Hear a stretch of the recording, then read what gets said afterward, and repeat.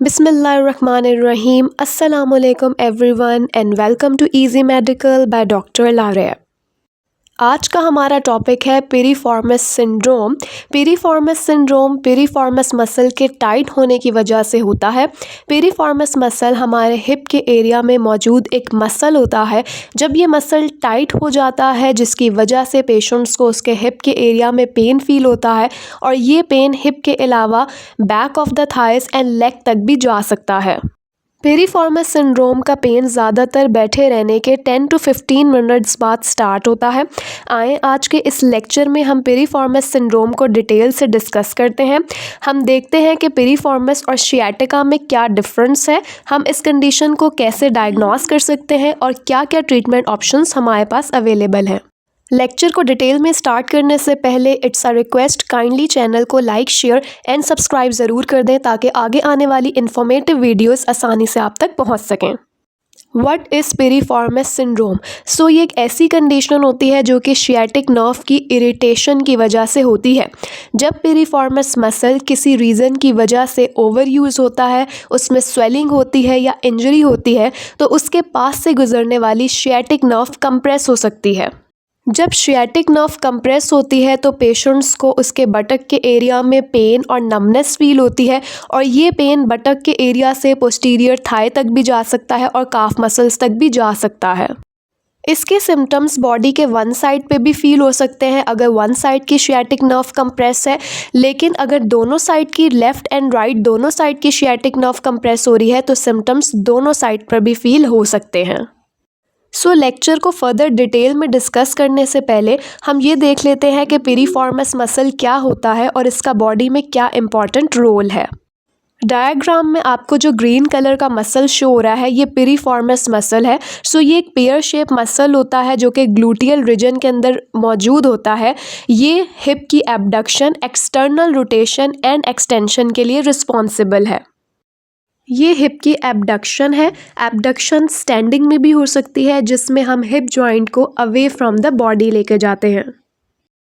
ये hip joint की extension है जिसमें हम लेग को पीछे की तरफ लेकर आते हैं। ये हिप जॉइंट की एक्सटर्नल रोटेशन है और इन सारी मूवमेंट्स में पिरिफॉर्मिस मसल अपना एक इम्पॉर्टेंट रोल प्ले करता है। पिरिफॉर्मिस मसल के करीब से गुजरती है sciatic nerve. Sciatic nerve piriformis muscle के पीछे से भी गुजर सकती है और पिरिफॉर्मिस मसल को क्रॉस करती हुई भी गुजर सकती है। जैसे कि इस डायग्राम में आप देख सकते हैं शियाटिक नर्व पिरिफॉर्मिस मसल के पीछे से गुजर रही है, जबकि इस डायग्राम में आप देख सकते हैं शियाटिक नर्व पिरिफॉर्मिस मसल को क्रॉस करती हुई पास कर रही है। कुछ इंडिविजुअल्स में ये नर्व पिरिफॉर्मिस के पीछे से गुजरती है और कुछ इंडिविजुअल्स में ये पिरिफॉर्मिस को क्रॉस करती हुई भी गुजर सकती है। पिरिफॉर्मिस मसल हमारी ज़्यादातर लोअर लिम्ब की मूवमेंट्स में इन्वॉल्व होता है, जैसे कि walking, weight shifting and stair climbing. Now let us discuss the types of piriformis syndrome. So piriformis syndrome की basically two types होती हैं, primary piriformis syndrome and secondary piriformis syndrome. Primary piriformis syndrome basically anatomical cause की वजह से होता है, यानी किसी इनैटमिकल डेविएशन की वजह से होता है। अब ये इनैटमिकल डेविएशन पिरिफॉर्मिस मसल की भी हो सकती है और शियाटिक नर्व की भी हो सकती है। जैसे कि पिरिफॉर्मिस मसल की स्प्लिटिंग यानी कि टू हाफ्स में डिवाइड होना मसल का, या फिर शियाटिक नर्व की स्प्लिटिंग यानी कि शियाटिक नर्व का टू हाफ्स में डिवाइड हो जाना। सो ये वो कंडीशंस होती हैं, ये वो एनाटॉमिकल डेविएशंस होती हैं जो पिरिफॉर्मिस सिंड्रोम होने का रिस्क बढ़ा देती हैं। प्राइमरी पिरिफॉर्मिस सिंड्रोम के केसेस लेस देन 15% होते हैं। इस डायग्राम में अगर आप इमेज नंबर सी पे देखें तो किस तरह से शियाटिक नर्व टू हाफ्स में स्प्लिट हुई है और वो रैप हुई है पिरिफॉर्मिस मसल के अराउंड। इसी तरह से आप डायग्राम डी पे फोकस करें कि किस तरह पिरिफॉर्मिस मसल जो है वो टू हाफ्स में स्प्लिट हुआ है और उसके दरमियान से शियाटिक नर्व पास कर रही है। सेकेंड टाइप आ जाती है सेकेंडरी पिरिफॉर्मिस सिंड्रोम, जो कि किसी माइक्रो ट्रोमा की वजह से हो सकता है, यानी रेपिटेटिव लोअर लिम्ब की मूवमेंट्स का होना, जैसे कि walking, climbing, running, stair climbing, dancing, weight lifting, hill walking. ये सारी एक्टिविटीज़ हैं जो कि पिरिफॉर्मिस मसल में माइक्रो ट्रोमा कॉज कर सकती हैं। इसके अलावा पिरिफॉर्मिस मसल के टाइट होने की वजह से, मसल स्पेस्म की वजह से जो सिंड्रोम होगा वो सेकेंडरी पिरिफॉर्मिस सिंड्रोम होगा। Now let us discuss the etiology of piriformis syndrome. So number 1 is gluteal trauma, जो कि किसी एक्सीडेंट की वजह से, फॉल की वजह से, फ्रैक्चर की वजह से या कॉन्टैक्ट स्पोर्ट्स की वजह से हो सकता है। इसके अलावा पिरिफॉर्मिस सिंड्रोम पिरिफॉर्मिस मसल में ट्रिगर पॉइंट्स बनने की वजह से हो सकता है। पिरिफॉर्मिस मसल की हाइपरट्रोफी की वजह से हो सकता है। हाइपरट्रोफी यानी पिरिफॉर्मिस मसल के साइज़ का इंक्रीज़ हो जाना, और जब पिरिफॉर्मिस मसल का साइज़ इंक्रीज़ होता है तो वो शियाटिक नर्व के कंप्रेस होने का रिस्क बढ़ा देता है। पिरिफॉर्मिस का मसल हाइपरट्रोफाइड तब होता है जब पिरिफॉर्मिस मसल पे रेपिटेटिव मूवमेंट्स आए, प्रोलॉन्ग सिटिंग की वजह से, पुअर पोस्चर की वजह से, या कुछ मस्कुलोस्केलेटल कंडीशंस जैसे स्कोलियोसिस या लेग लेंथ डिस्क्रिपेंसी की वजह से भी पिरिफॉर्मिस मसल की हाइपरट्रोफी हो जाती है, क्योंकि इसमें पिरिफॉर्मिस मसल पे ओवरलोड आ जाता है। इसके अलावा पिरिफॉर्मिस मसल के आसपास मौजूद बर्सास की इन्फ्लेमेशन की वजह से भी पिरिफॉर्मिस सिंड्रोम हो सकता है। And at the last prolonged sitting की वजह से पिरिफॉर्मिस सिंड्रोम का रिस्क बढ़ जाता है। ख़ास तौर पे वो इंडिविजुअल्स जो ज़्यादातर हार्ड सर्फेसिस पे सिटिंग करते हैं, उनमें शियाटिक नर्व के कंप्रेस होने का रिस्क ज़्यादा होता है। अब हम डिस्कस करते हैं पिरिफॉर्मिस सिंड्रोम के 3 most common symptoms. Number 1 is buttock pain, यानी पेशेंट्स को हिप के एरिया में पेन फील होता है। Number 2 is aggravation of pain with sitting, जब पेशेंट ज़्यादा देर बैठते हैं तो पेन जो है वो मज़ीद बढ़ जाता है और वो बटक के एरिया से रेडिएट करता हुआ पोस्टीरियर थाई एंड काफ तक भी आ सकता है। And third one is point tenderness over greater sciatic नोच। सो यहाँ पर आपको जो रेड हाईलाइटेड एरिया दिख रहा है, ये ग्रेटर शियाटिक नोच है, जो कि इलियम बोन के ऊपर मौजूद होती है और यहाँ से डिफरेंट नर्व्स और वेसल्स पास करती हैं जो कि पेल्विक एरिया से ग्लूटियल एरिया में आती हैं।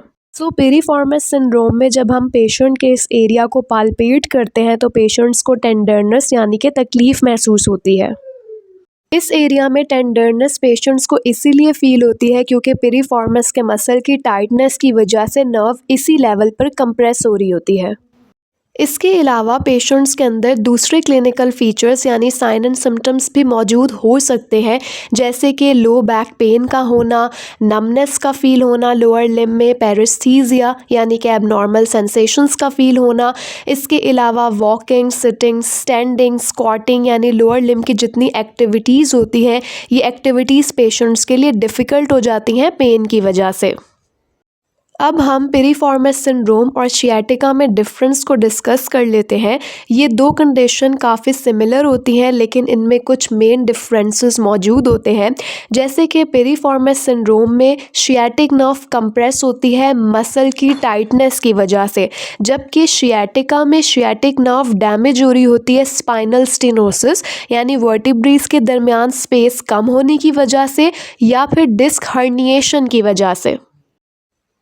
पिरिफॉर्मिस सिंड्रोम में मसल की इन्फ्लेमेशन होती है और पेशेंट को burning, aching sensations, dull pain feel हो रहा होता है, जबकि शियाटिका में मसल वीकनेस के साथ साथ नर्व की कंप्रेशन की वजह से फुट ड्रॉप भी हो सकता है, यूरिनरी एंड फीकल इनकॉन्टिनेंस भी हो सकती है in case of sphere form of sciatica.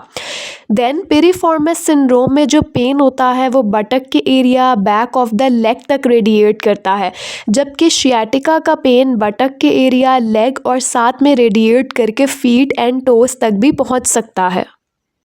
अब हम डिस्कस करते हैं कि हम पिरिफॉर्मिस सिंड्रोम को कैसे डायग्नोस करेंगे। हम सबसे पहले स्टार्ट करते हैं हिस्ट्री टेकिंग में। इस केस में ऑक्यूपेशन पूछना बहुत ज़्यादा ज़रूरी है, क्योंकि जैसे ड्राइवर्स हैं, डांसर्स हैं या ऐसे ऑक्यूपेशंस जिनमें बैठने का काम ज़्यादा होता है, तो उनमें पिरिफॉर्मिस सिंड्रोम का रिस्क बढ़ जाता है। इसके अलावा हम पेन पैटर्न पूछ लेते हैं पेशेंट से, जैसे पिरिफॉर्मिस के केस में पेशेंट्स को बटक के एरिया, पोस्टीरियर थाई एंड काफ में पेन हो सकता है।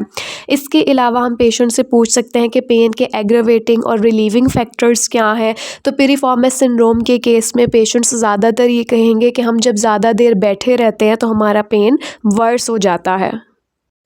उसके बाद हम फिज़िकल एग्जामिनेशन करते हैं, जो कि स्टार्ट होती है ऑब्जर्वेशन से। हम पेशेंट की गेट को एनालाइज करते हैं। इस केस में मसल के टाइटनेस की वजह से, मसल की शॉर्टनेस की वजह से लिम्पिंग गेट हो सकती है। इसके अलावा जो ग्लूटियल एट्रोफी हो सकती है, डिमिनिश नर्व सप्लाई की वजह से, मसल वीकनेस की वजह से, एंड जो पेशेंट का सिटिंग पोस्चर होगा वो भी पुअर होगा। इसके अलावा हम पाल्पेशन कर सकते हैं। जब हम ग्रेटर शियाटिक नोच को पाल्पेट करेंगे तो उस केस में भी पेशेंट को पेन फील होगा। फिर हमारे पास आ जाते हैं कुछ स्पेशल टेस्ट जो कि डायग्नोसिस में हेल्प करते हैं, जैसे कि Lasegue manoeuvre, FAIR test and piriformis sign, जिन्हें हम अभी आगे डिटेल में स्टडी करेंगे। इसके अलावा हम कुछ इमेजिंग स्टडीज़ भी करवा सकते हैं, ये कंफर्म करने के लिए कि इस पेन के पीछे कोई और अंडरलाइंग पैथोलॉजी मौजूद ना हो। सेकंड हमारे पास फेयर टेस्ट आ जाता है। Fair stands for flexion, adduction and internal rotation of the hip. ये टेस्ट में हम बेसिकली पिरिफॉर्मिस मसल को स्ट्रेच कर रहे होते हैं। इस टेस्ट को परफॉर्म करने के लिए पेशेंट की जो अनइफेक्टेड साइड होती है उस पे पेशेंट को हम साइड लाइन करवाते हैं, ताकि पेशेंट की जो इफेक्टेड साइड है वो ऊपर की तरफ आ जाए। उसके बाद एग्जामिनर पेशेंट की इन्वॉल्व्ड साइड के हिप को 90 डिग्री सबसे पहले फ्लेक्स करवाता है। उसके बाद वहाँ पर एडक्शन करवाता है और फिर इंटरनल रोटेशन परफॉर्म करवाई जाती है, इतनी कि जितनी पेशेंट टॉलरेट कर सके। ये मूवमेंट परफॉर्म करने के दौरान अगर पेशेंट को पेन फील होता है तो टेस्ट पॉजिटिव आ जाता है। स्पेशल टेस्ट में हमारे पास सबसे पहले आ जाता है लेज़ीग मैन्यूवर। ये हम लोअर लिम्ब की न्यूरोलॉजिकल असेसमेंट के लिए परफॉर्म करते हैं, ये चेक करने के लिए कि नर्व इन्वॉल्वमेंट है या नहीं। इस टेस्ट को परफॉर्म करने के लिए पेशेंट की पोजीशन सुपाइन लाइन होती है। इसके बाद एग्जामिनर पेशेंट की इन्वॉल्व लेग को स्ट्रेट रेज करता है। अगर तो पेशेंट को 30 to 70 degree of leg raise में पेन फील होता है तो हमारा टेस्ट पॉजिटिव आ जाता है। The third one is piriformis sign, जिसको हम फुट एक्सटर्नल रोटेशन साइन भी बोलते हैं। इसमें बेसिकली जब आप पेशेंट को सुपाइन लाइन में उसके फुट को प्रॉपर तरीके से एनालाइज करते हैं तो आप ये देखेंगे कि जो इन्वॉल्व्ड साइड का फुट होता है वो पिरिफॉर्मिस मसल की टाइटनेस की वजह से एक्सटर्नली रोटेटेड होता है। अब हम ये डिस्कस करते हैं कि हम पिरिफॉर्मिस सिंड्रोम के पेशेंट्स को किस तरह से ट्रीट करते हैं और उनके पेन को हम किस तरह से मैनेज कर सकते हैं। 75% को हम कंजर्वेटिव ट्रीटमेंट के थ्रू उनके पेन को मैनेज कर सकते हैं। कोई 1000 में से एक होगा जिसको सर्जरी की ज़रूरत पड़ सकती है, otherwise mostly patient conservative treatment से मैनेज हो जाते हैं। कंजर्वेटिव ट्रीटमेंट में हम मसल रिलैक्सेंट्स यूज़ कर सकते हैं। टाइट मसल्स को रिलैक्स करने के लिए हम डिफरेंट मोडेलिटीज़ का इस्तेमाल कर सकते हैं, जैसे कि अल्ट्रासाउंड, आइसिंग और हीटिंग। ये डिपेंड करता है कि कंडीशन एक्यूट है या क्रॉनिक। एक्यूट केसेस में हम आइसिंग करते हैं एंड क्रॉनिक केसेस में हम हीट प्रेफर करते हैं। इसके अलावा पिरिफॉर्मिस मसल के प्रेशर को रिड्यूस करने के लिए पिरिफॉर्मिस रिलीज टेक्निक भी यूज़ की जा सकती है, जिसमें एग्जामिनर्स अपनी एल्बो का इस्तेमाल करके पिरिफॉर्मिस मसल पे प्रेशर को रिड्यूस करते हैं। देन हम कुछ स्ट्रेचिंग एक्सरसाइजेस करवाते हैं, जिनमें हम पिरिफॉर्मिस मसल का स्ट्रेच, एक्सटर्नल रोटेटर्स का स्ट्रेच और आईटी बैंड की स्ट्रेचिंग करवाते हैं, जिनको आप डायग्राम में देख सकते हैं। इनकी स्ट्रेचिंग करवाने का फ़ायदा ये होता है कि एक तो डिस्कम्फर्ट रिड्यूस होता है, पेशेंट का पेन रिलीज़ होता है। इसके अलावा शियाटिक नर्व पे जो प्रेशर है वो कम होता है और हिप की रेंज ऑफ मोशन भी इंक्रीज़ होती है। स्ट्रेचिंग के अलावा हम ग्लूटियल एरिया के मसल की स्ट्रेंथनिंग एक्सरसाइजेस भी करवाते हैं। हम ये डिफरेंट एक्सरसाइजेस इस्तेमाल कर सकते हैं, जैसे कि bird dog pose, lunges, bridging exercises and leg raises. Strengthening exercises का बेनिफिट ये होता है कि इससे मसल बैलेंस इम्प्रूव होता है, पोस्चर करेक्ट होता है और स्टेबिलिटी गेन होती है। At the last of the lecture हम कुछ प्रिवेंशन स्ट्रेटजीज डिस्कस कर लेते हैं जो कि हमें हेल्प आउट करेंगी पिरिफॉर्मिस सिंड्रोम से बचने के लिए। सबसे पहले तो प्रोलॉन्ग सिटिंग को अवॉइड करें। अगर आप किसी ऐसे ऑक्यूपेशन से एसोसिएटेड हैं कि आपको ज़्यादा देर तक बैठना पड़ता है तो आप हर 20 मिनट्स बाद जो है वो अपनी सीट से उठें और वॉक लाजमी करें। इसके अलावा कुछ स्ट्रेचिंग एक्सरसाइजेस को अपनी डेली रूटीन में लाजमी शामिल रखें ताकि आपके मसल्स में टाइटनेस ना हो। देन अपने पोस्चर पे ज़रूर वर्क करें। एक गुड पोस्चर, एक हेल्दी पोस्चर, उसको मेंटेन रखें। अगर आप ये जानने में इंटरेस्टेड हैं कि गुड पोस्चर क्या होता है तो आप इजी मेडिकल के चैनल पे मौजूद पोस्चर की वीडियो देख सकते हैं। इसके अलावा over training, over work load को अवॉइड करें ताकि मसल में इंजरी ना हो। And at the last hydrated रहें और हेल्दी डाइट का इस्तेमाल करें ताकि मसल हेल्थ मेंटेन रहे।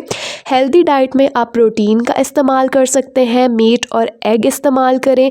आप अपनी डाइट में vitamin D and calcium add कर सकते हैं जो कि आप dairy products and sun exposure से ले सकते हैं। अपनी ओवरऑल बॉडी की हेल्थ का लाजमी ख्याल रखें। Thank you so much for watching this video presentation. Hope आपको आज का लेक्चर समझ आया होगा। अगर लेक्चर पसंद आया है तो चैनल को लाइक, शेयर एंड सब्सक्राइब ज़रूर करें ताकि आगे आने वाले इंफॉर्मेटिव वीडियोस आसानी से आप तक पहुंच सकें। मिलते हैं एक नेक्स्ट वीडियो में नेक्स्ट टॉपिक के साथ। अल्लाह हाफ़िज़।